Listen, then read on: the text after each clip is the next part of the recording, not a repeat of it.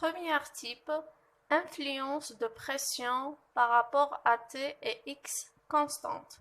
D'abord, ln de AI est égal 1 sur RT fois potentiel chimique moins potentiel chimique initial. Donc, la dérivée de ln de AI sur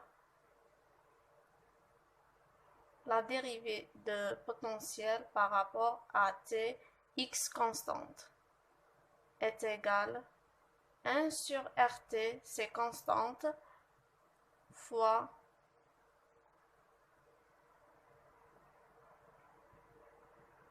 la dérivée potentiel chimique I sur la dérivée de la pression par rapport à T x constante, moins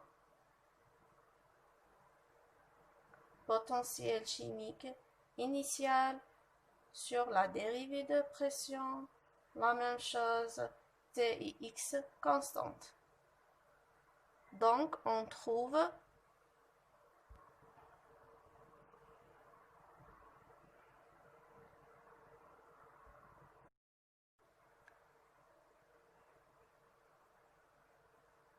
la dérivée de ln de I sur la dérivée de pression Tx est égale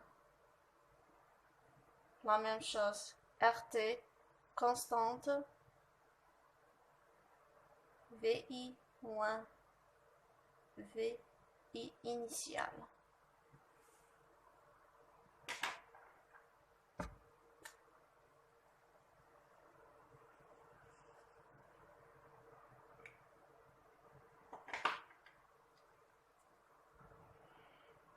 Alors, VI moins V initial en fonction de la pression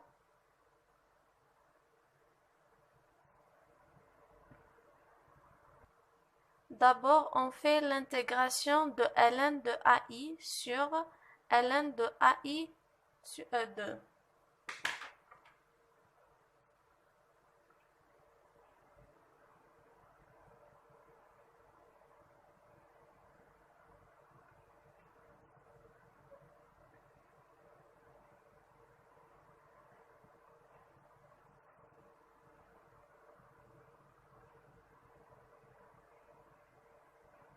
VI moins VI initial sur RT fois la pression deuxième moins la première pression P2 moins P1.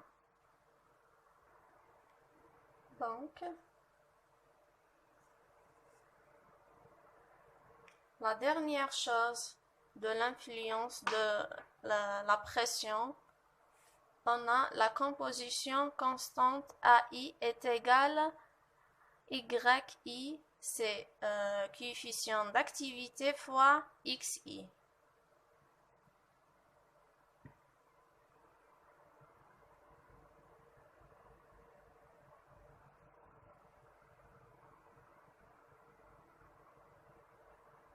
Constante AI est égale YI fois XI. On a la dérivée de ln de I sur la dérivée de la pression en fonction de T et X constante.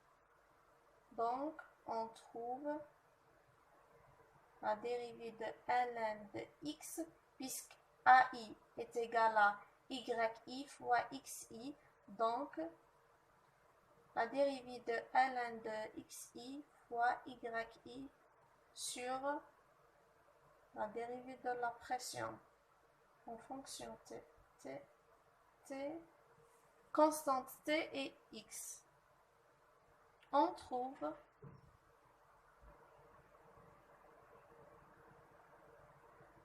un ln de yi sur la dérivée de b t et x constantes.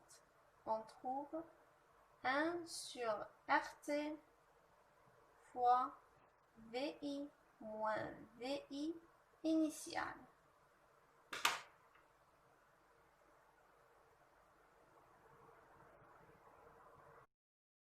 Type 2, influence de température à la pression et composition X constante. Donc, on a ln de A est égal à 1 sur RT fois potentiel I sur T moins potentiel I initial sur T. Donc, on a l'équation de Gibbs-Helmholtz.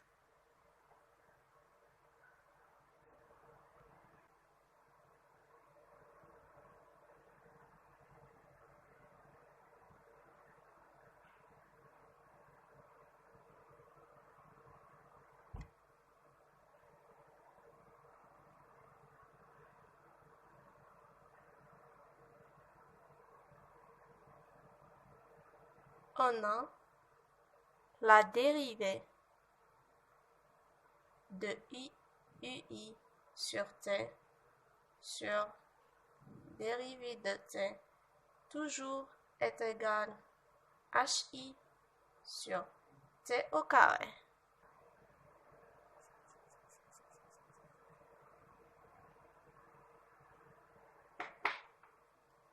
On dérive ln de i à i par rapport à t. Donc, ln d'activité sur la dérivée de t par rapport à la pression est x constante, donc 1 sur rt fois la dérivée de ui sur t sur la dérivée de t par rapport x et y constante moins dérivée potentiel initial sur la dérivée de t, toujours la pression est x constante. Donc, on remplace la dérivée de ça par moins hi sur t au carré. Donc, on trouve 1 sur rt moins hi sur t au carré moins hi initial. Bien sûr, le i c'est constituant.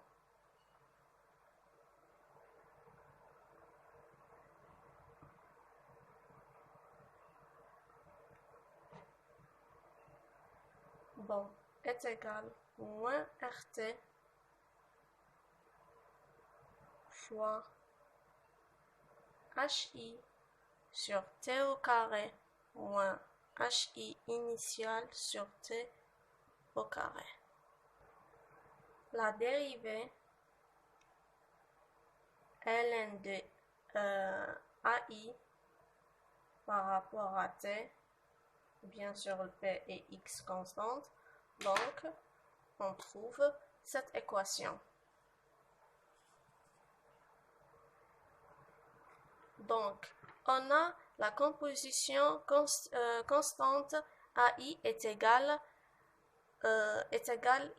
yi fois xi. Donc, on a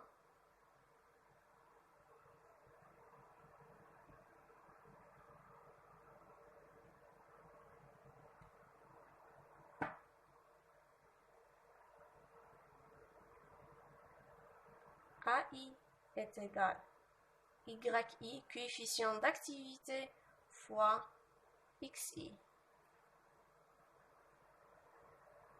La dérivée ln I sur la dérivée de t.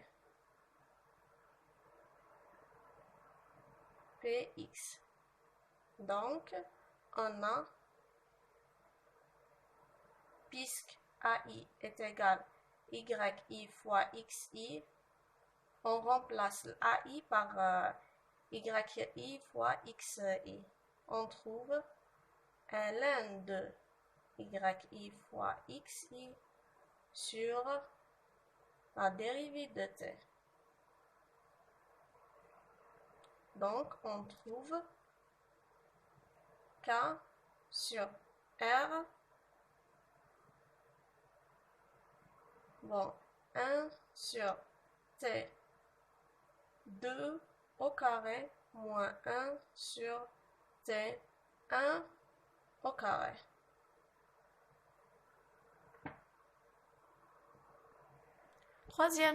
Troisième type, on fait l'influence de la composition XI à la température et la pression constante. D'abord, la relation de Gibbs-Duhem. Donc, on a la relation de Gibbs-Duhem.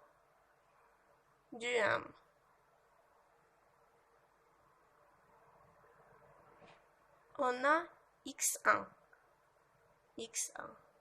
fois la dérivée de ln de AI 1 sur la dérivée de x1 plus x2 dérivée de ln A 2 sur la dérivée de x2 plus etc. On a xk jusqu'à xa, la dérivée de ln de ak, petite k bien sûr, sur la dérivée de xk est égale à 0. On a, puisque x1 du1 plus x2 du2 jusqu'à xk duk est égal à 0. Donc, x1, la dérivée de ln de A 1 plus x2, la dérivée de ln de A2 jusqu'à x petite k, la dérivée de ln de AK est égale à 0. Sachant, on a AI est égal coefficient d'activité fois composition I. On aura x1, la dérivée de ln de x1 plus x2, la dérivée de ln de x2 plus jusqu'à xk, la dérivée de ln de xk plus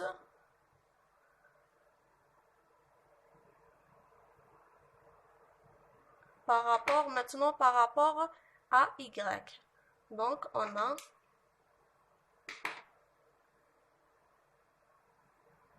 x1, la dérivée de ln de y1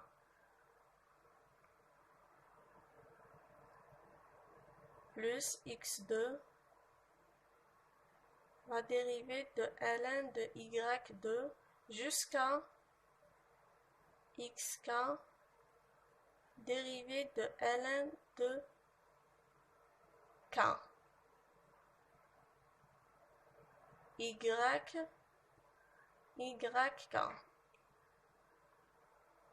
Le tout, on trouve 0. Donc, on a la composition de I fois la dérivée de ln de composition de I est égale.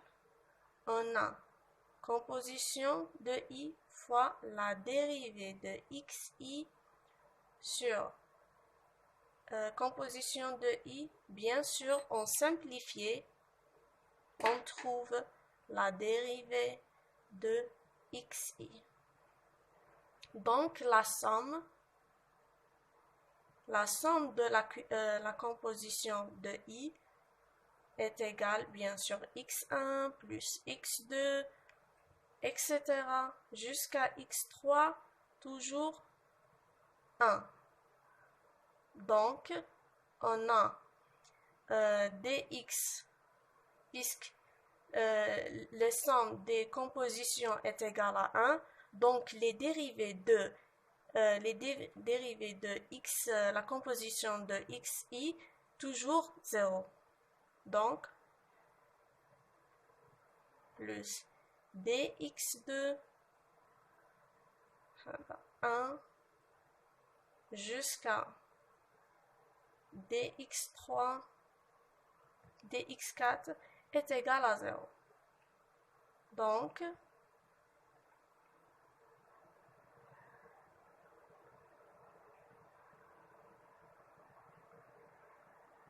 x1 dérivée de ln de x1 plus x2 dérivée de ln de x2 jusqu'à xk, la dérivée de ln de xk est égale à 0. Et pour les x et pour le y, les coefficients d'activité, alors on a la dérivée de ln de y1, bien sûr, l'i, on change 1, 2, 3, etc. jusqu'à quand x2, la dérivée de ln de y2 jusqu'à xk, la dérivée de ln de yk est égale à 0. Donc, la relation analogue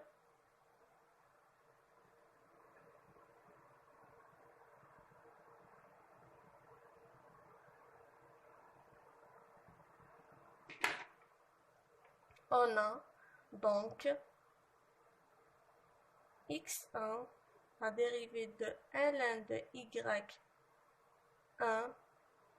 sur composition, dérivée de composition de xi plus x2, la dérivée de ln de y2 sur, bon, les compositions toujours i, mais les coefficients d'activité on change 1, 2 jusqu'à k.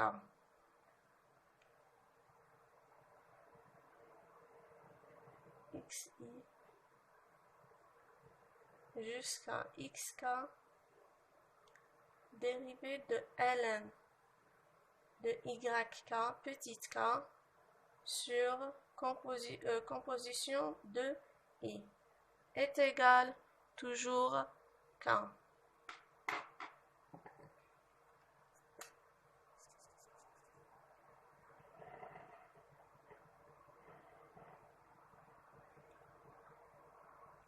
Maintenant, on a le dernier titre de partie 3, c'est équilibre liquide-vapeur dans les systèmes réels.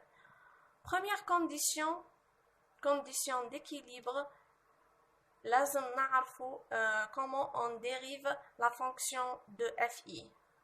Donc, première condition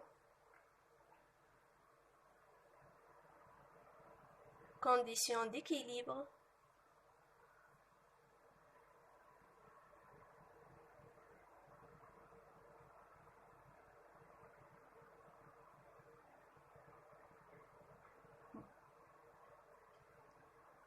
Fi' est égal double prime F, I, les F.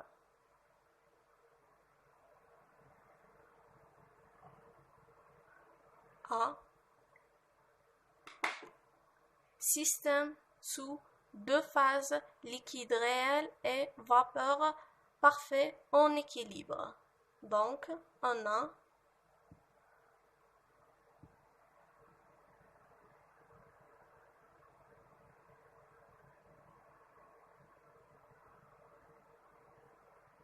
deux phases sous deux phases. عندنا deux phases, soit يكون liquide réel ou la vapeur parfait en équilibre.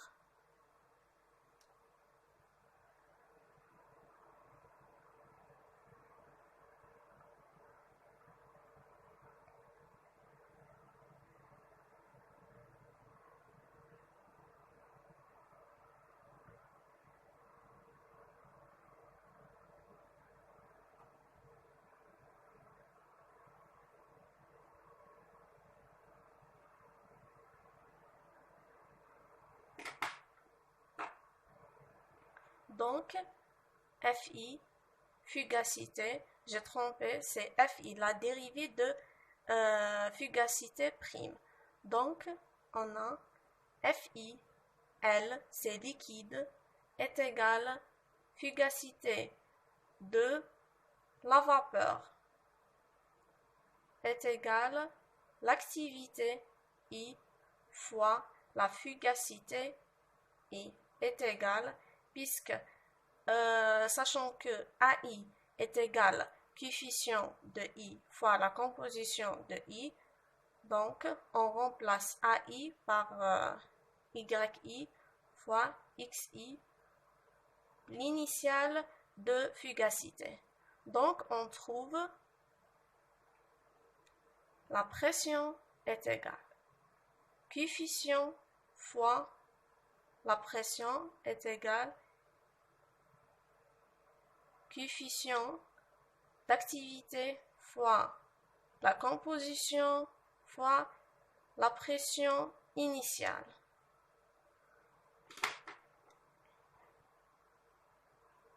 Troisième chose, l'enthalpie libre du mélange, Gm. On a l'enthalpie libre du mélange Gm et on a l'enthalpie libre du d'accès.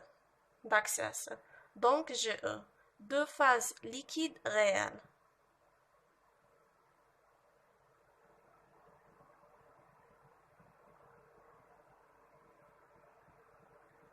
Libre, mélange. l'enthalpie libre du mélange GM. أنا رايحين نسحقوه في les exercices. GM ou GE d'accès.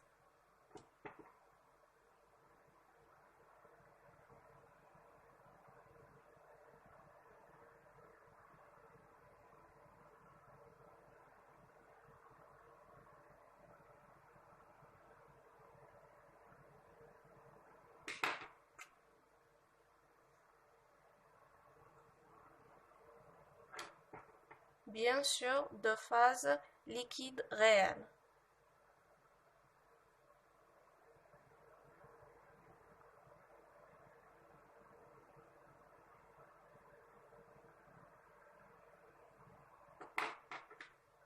On sait que delta G est égal Gm mélange. M, ça veut dire mélange. Où G, c'est DG est égal Gm est égal G moins la somme Ni Gi initiale. Donc, la somme, ça c'est pas initial, la somme de NI, GI, moins la somme de NI, GI initiale. Donc, on a delta G est égal Gm, la somme de NI, c'est le nombre, fois GI moins GI initial.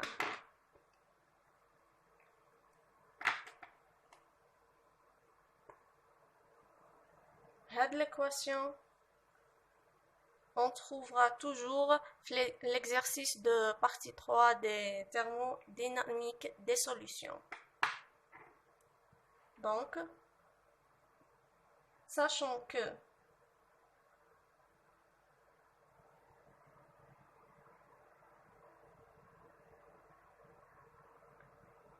potentiel de I moins potentiel de I initial, on sait que est égal à RT fois ln de x, composition de x plus ln de coefficient de I. Donc, Gm, on trouvera Gm est égal la somme de Ni fois potentiel I moins le potentiel I initial.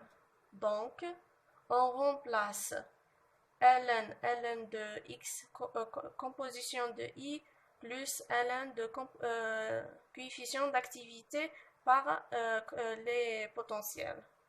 Donc, on trouvera, bien sûr, toujours mélange. On a Ni fois RT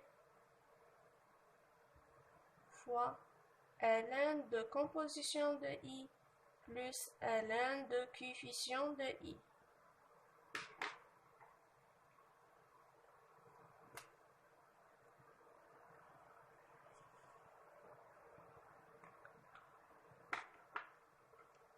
Maintenant, on parle de la solution idéale.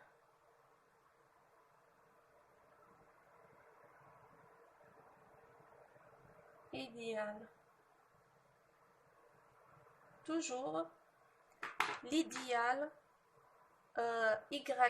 coefficient d'activité yi, elle est toujours égale à 1. Bien sûr, ln de yi est égal à 0. On remplace coefficient d'activité est égal par 1. Bien sûr, on sait que ln de i est égal à 0. Donc, on a l'enthalpie libre du mélange, bien sûr idéal,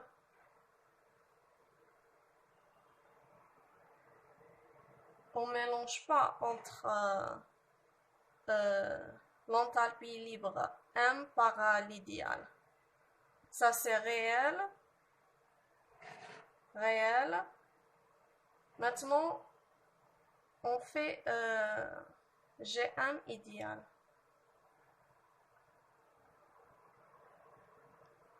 RT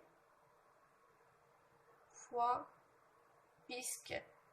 puisqu'elle est 0, donc la somme de Ni de ln de composition de I.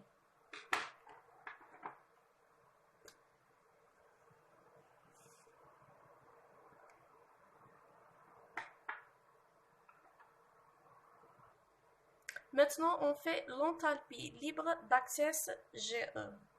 Donc,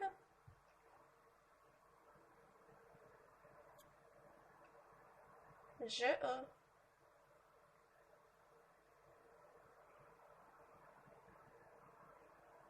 bien sûr liquide réel est égal à Gm moins Gm idéal. Donc, GE est égal RT fois la somme de NI ln de coefficient d'activité. Maintenant, pour molaire partiel d'accès. Donc, l'enthalpie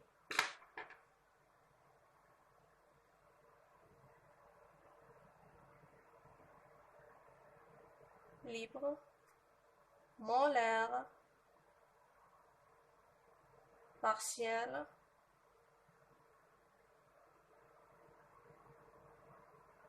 d'accès GIE ou bien potentiel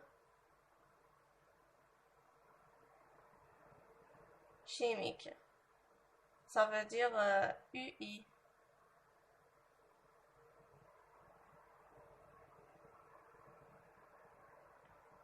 D'accès UI, les E. Donc, on a potentiel chimique I, E d'accès est égal toujours l'enthalpie libre d'accès est égal la dérivée de GE sur la dérivée de NI. Bien sûr, les constantes T, P et NJ. On trouve UI d'accès est égal RT de ln de coefficient de I.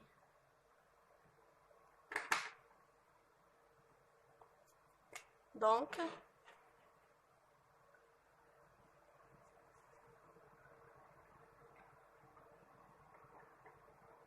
l'équation